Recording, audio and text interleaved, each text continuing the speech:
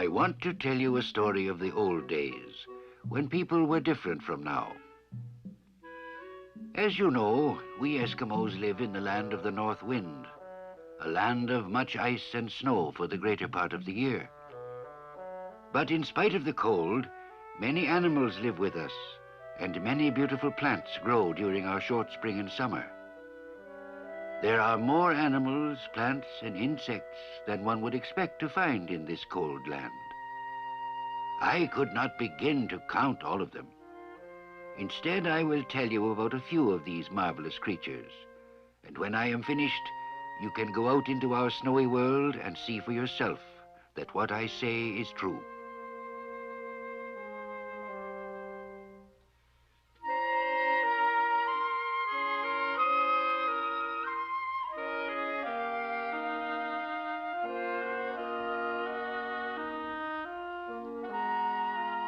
The lemming lives under the snow.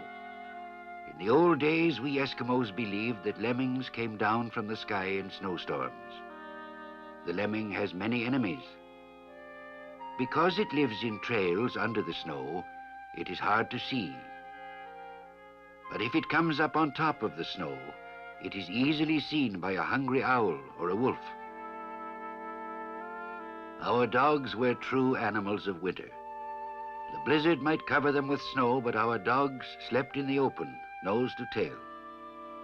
In winter, they will eat almost anything made from skins, including even your boots. Nothing is safe from the hungry jaws of an Eskimo dog.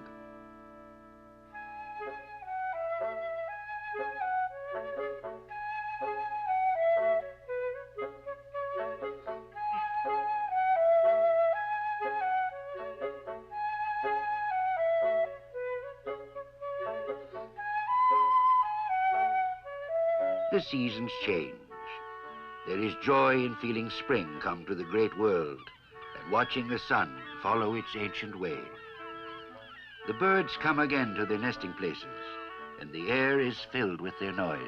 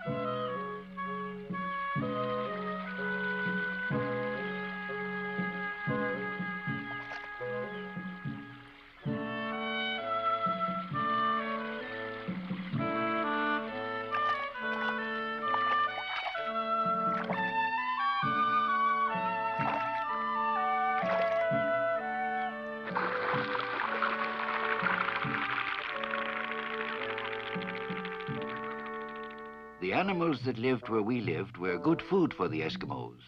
We were thankful for their presence. Smoke from the campfire brought joy to the hunter. The sound of pots on the boil drove away famine. The birds of the air were hunted, and the smallest bones were crunched in our teeth. To the Eskimo, all animals were a possible meal, and a duck or a gull stewing in the pot was a fine smell in the nose of a hungry man.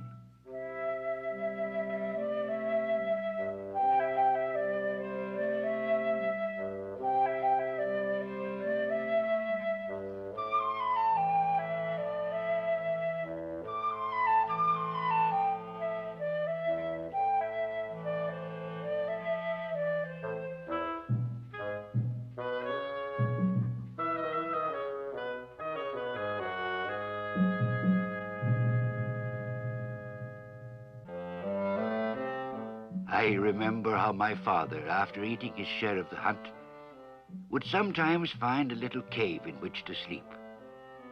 "Go from me now, Tuktu," he would say. "Leave me for a short time that I might close my eyes and rest." Then, with a warm feeling in my heart, I would look at him lying there, sleeping peacefully. Sometimes our family would go on a trek, perhaps to the Stone Weir, the place of many fishes, or to pick berries on the hill. During these journeys, I would see many strange and wonderful things, including animals and birds. Said my father, "Your eyes are young, Tuktu. Watch carefully. Perhaps you will see a ground squirrel." And it was so. As a young boy, I remember finding berries where, in a few short weeks, deep snow would cover the earth. I love to go walking where berries grow. The fruit of autumn is on the hills. I love to go walking far away and pluck the fruit of the passing year. The sun will follow its ancient way, and the snow will fall where the flowers grew. The snow will fall and cover the land.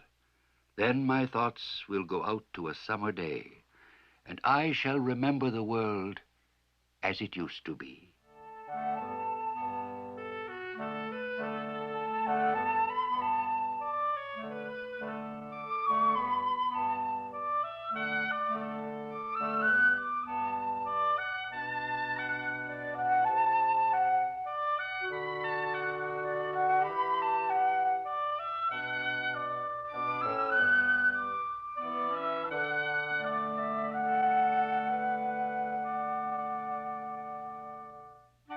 I remember seeing the weasel playing among the rocks near the shore. Here was a fierce creature, a bold hunter with a fiery spirit. My father once gave me the skull of a weasel. "Wear it as a good luck charm," he said. "The weasel fears nothing, Tuktu. He is bold and strikes terror in the heart of his prey. Be filled with his spirit, and you will surely be a great hunter." My father spoke true words. The weasel is a marvel among animals.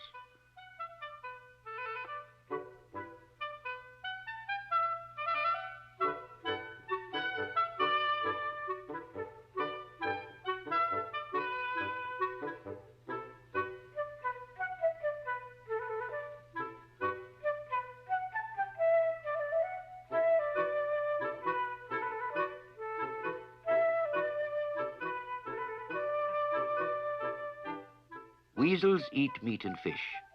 If they kill more than they can eat, they hide the meat for future use. The weasel is brave. He is no bigger than your outstretched hand, yet he has been known to attack a bear. The lemmings and all such creatures are the natural prey of the weasel. But the lemming is also a great marvel. Suddenly, at certain times, a madness comes upon them, and they seek to leave this world. I have seen countless numbers of these small creatures throw themselves into the sea. Perhaps the sea goddess calls to them. It is a great mystery. Truly, the lemming is a strange animal.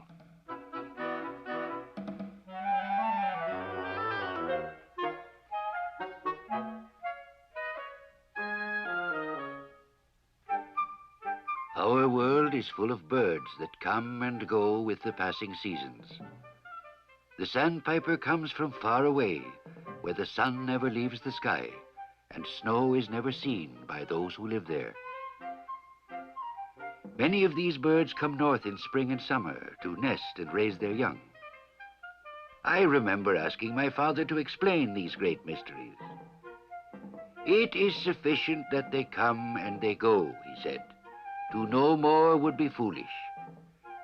It is better that little Tuktu learns how to make a bow than fill his head with things that are useless."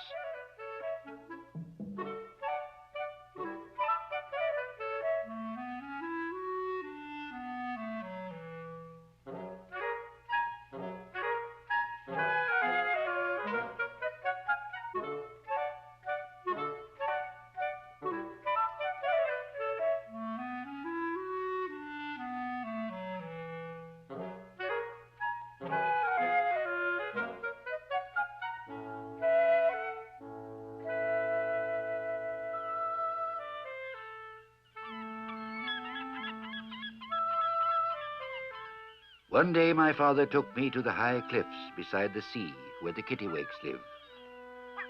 These kittiwakes are seagulls, and their eggs are good to eat.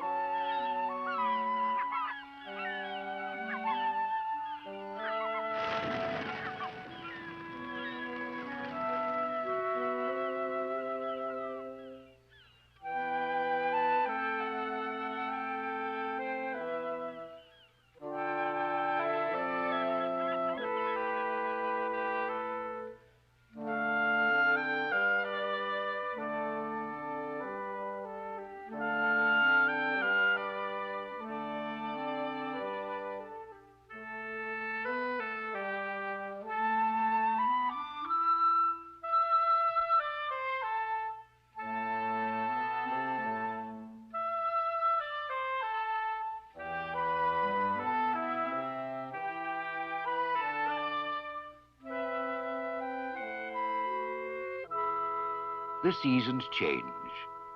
The time of the great cold is close at hand. Life is a journey from the warm summer and the cries of birds to the snow of winter.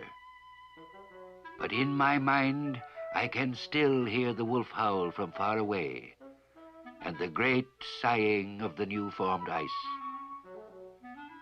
Thus we came to the time of seals blowing and the barking of dogs.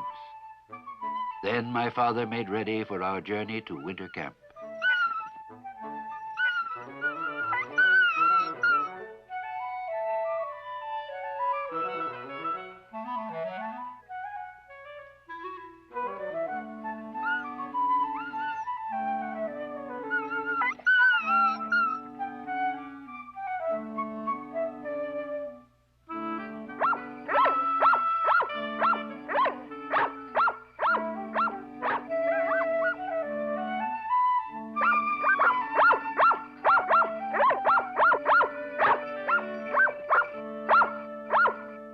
There is fear in feeling the winter come to the great world and in watching the moon, now half moon, now full, follow its ancient way.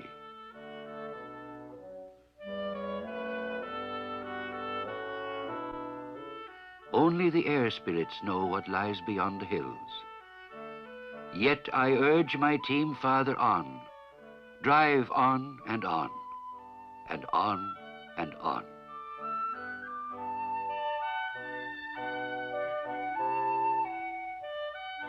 And that is the way we used to live.